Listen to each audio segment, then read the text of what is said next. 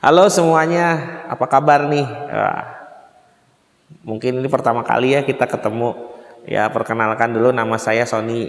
Lengkapnya sih Sony Hermawan begitu. Nama baptisnya Ignatius. Jadi kalau lengkap banget jadi Ignatius Sony Hermawan. Saya saya tuh sebenarnya mengajar.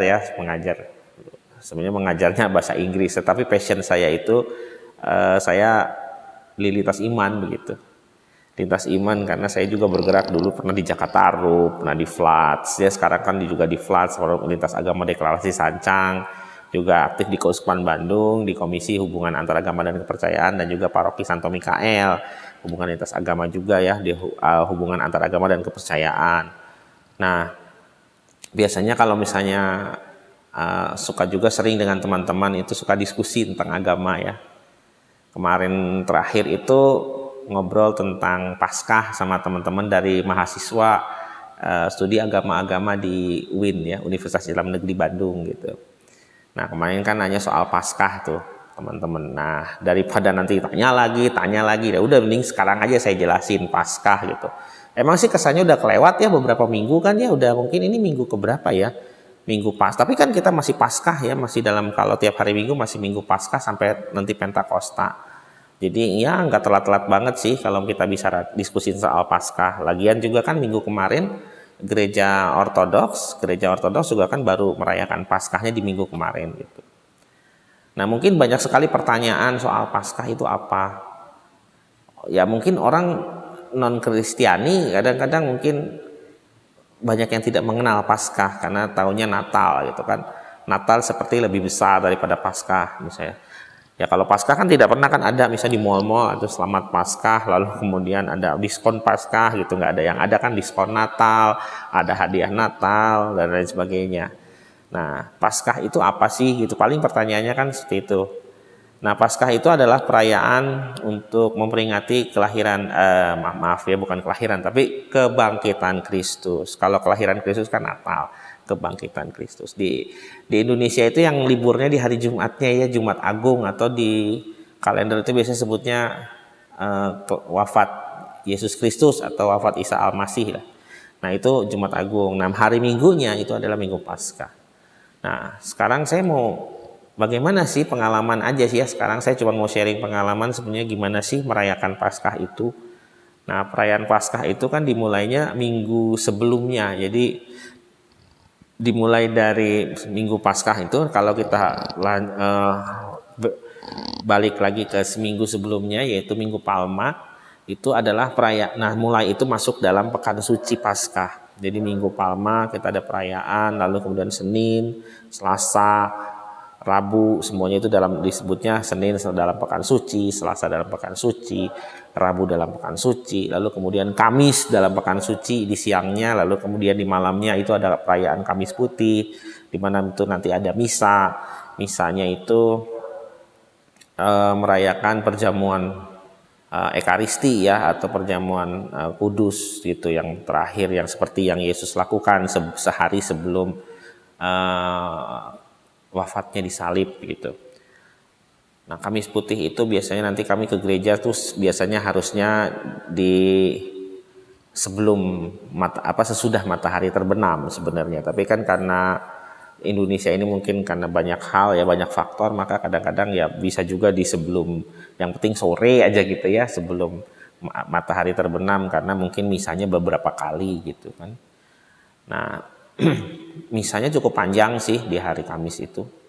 Nah, di situ biasanya ada hal yang unik, yaitu nanti ada basuh kaki gitu ya, dan setelah itu nanti ada penghormatan sakramen Maha Kudus gitu kan. Penghormatan sakramen Maha Kudus itu apa, nanti pada saat terakhir itu biasanya nanti ada perarakan sebentar, lalu kemudian ada penghormatan.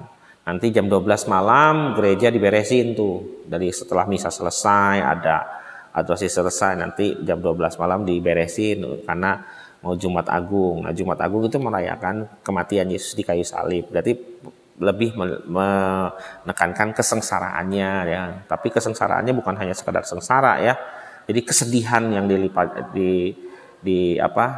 ditonjolkan, kesederhanaan lah ya, bukan kesedihan tapi kesederhanaan. Jadi gereja apa kalau tadi banyak hiasan-hiasannya, maka sekarang di hiasan-hiasannya dieliminasi gitu ya. Tidak ada bunga, altar di taplaknya dilepas, semua sederhana aja gitu. Salibnya juga patungnya dilepas begitu. Nah, Jumat itu tidak banyak orang salah kaprah kalau yang hari Jumat bilangnya, ayo kita misa Jumat Agung. Nah, Jumat Agung itu nggak ada misa ya. Jadi Jumat Agung itu bukan misa tapi ibadah Jumat Agung aja. Ya, karena tidak ada ekaristi di situ. Nah, nanti ada perayaan. Nah, situ ibadah Jumat Agung yang utamanya adalah penghormatan salib gitu, penghormatan salib dan juga pasio. Pasio itu nanti ada pembacaan Yesus yang kisah pembacaan Yesus yang akan disalibkan gitu. Selama bersaut-sautan ya, 3 orang biasanya dengan 1 orang imam di situ yang menjadi Yesusnya. Nanti masuk besoknya Sabtu suci atau bisa juga Sabtu sunyi begitu ya.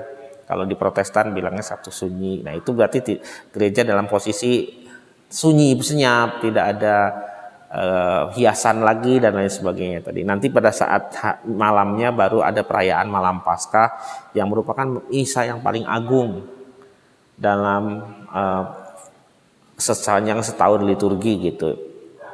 Nah, misa yang paling agung nanti ada diawali dengan upacara cahaya di depan dan gereja dalam keadaan gelap gulita sampai nanti kemudian selesai,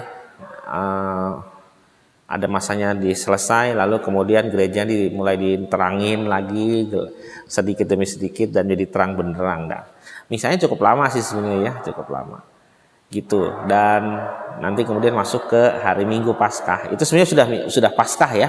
Jadi perayaan itu agung.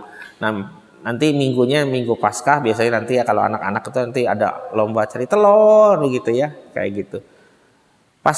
Nah sekarang Paskah itu itu Minggu Paskah pertama, nanti akan ada Minggu Paskah kedua, Minggu Paskah ketiga, Minggu Paskah keempat, Minggu Paskah kelima, nanti sampai kemudian Pentakosta. Nah, hari raya Pentakosta 50 hari setelah Paskah itu selesailah pekan Paskah masa Paskahnya, lalu masuk ke masa yang biasa begitu. Nah, banyak orang selalu kan tadi ya Natal. Nah, bagi saya pribadi dan juga mungkin bagi teman-teman Kristen, Paskah itu sebenarnya adalah harusnya itu secara makna itu lebih agung, lebih tinggi daripada Natal. Ini menurut saya. Kenapa kok saya bilang begitu? Karena kalau Natal semua orang sama ya di dunia ini, semua orang bahkan makhluk hidup apapun itu lahir ada. Semua orang lahir. Tetapi Paskah itu merayakan kebangkitan. Jadi kalau di Jumat Agung itu Yesus itu tadi disalibkan dan wafat, maka di hari Paskah ternyata dia bukan sekedar mati begitu saja seperti orang-orang biasa. Tetapi di hari Minggunya dia bangkit kembali. Karena seperti ditulis juga kan para perempuan-perempuan yang mengikuti Yesus ya, Maria dan Marta kalau nggak salah itu ya. Itu kan kuburnya kosong gitu kan. Terus ketemu malaikat, terus dia bilang, kamu ngapain, cari siapa gitu kan. Oh enggak, kami cari Yesus, jenazahnya di mana kok enggak. Dia sudah bangkit gitu kan. Wah, luar biasa. Dan dia betul bangkit dan seperti orang biasa, seperti yang Thomas waktu itu kan nggak percaya. Ya udah, kamu kalau nggak percaya silahkan lihat di tanganku ini gitu. Dan kakiku ada luka kan, katanya gitu ya. Oh berarti benar ini bukan sekadar hantu misalnya. Kalau hantu kan nggak bisa makan. Dia kan waktu itu Yesus bilang ada ikan goreng nggak gitu. Ayo makan gitu. Dan Yesus Kristus bersama para muridnya selama 40 hari gitu. Dan kemudian dia naik ke surga begitu.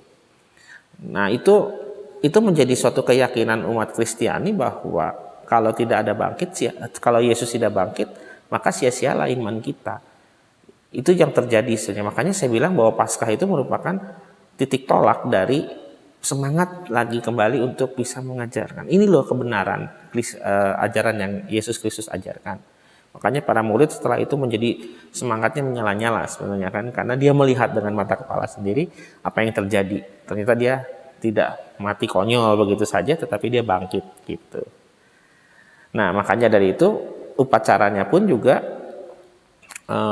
sangat-sangat unik gitu, berbeda masing-masing ya. Jadi Kamisnya, Jumatnya, Sabtu malamnya itu harus diikuti bukan sekadar satu hari milih satu gitu, enggak, tapi harus diikuti yang merupakan satu rangkaian gitu. Gitu rangkaian yang harus diikuti sehingga kita bisa mengerti pemaknaan yang sesungguhnya begitu. Nah, jadi seperti itu perayaan Paskah. Mungkin nanti kapan-kapan bisa kita diskusi lagi gitu ya. Kalau mau jelasnya lagi nanti bisa kita diskusi kembali. Terima kasih. Nanti kita akan berjumpa kembali di sesi berikutnya. Salam.